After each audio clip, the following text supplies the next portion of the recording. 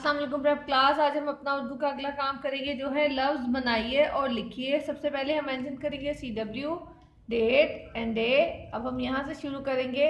हमने इन हरूफ के साथ इस हरूफ को जोड़ना है और लफ्ज़ बनाकर यहाँ लिखना है। जैसे सबसे पहले लिखा हुआ है बेदाल बद, हम यहाँ पर लिखेंगे बेदाल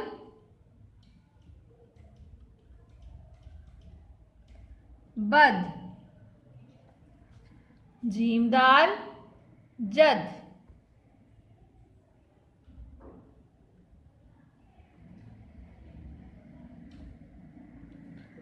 सीनदाल सद, सीन के दो सिरे कर दाल। मैं एक बार आपको यहाँ लिखना सिखाऊंगी, यहाँ दूसरी बार आप प्रेप क्लास खुद लिखेंगे। आगे चलते हैं प्रेप क्लास।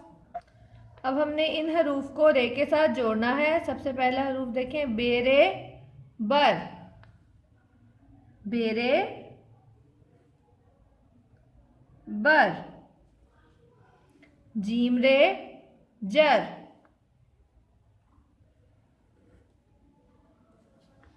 काफ रे कर, लाम रे लर,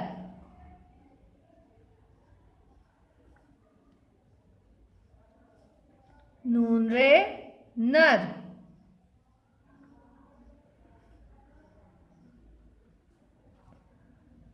ये रे यर।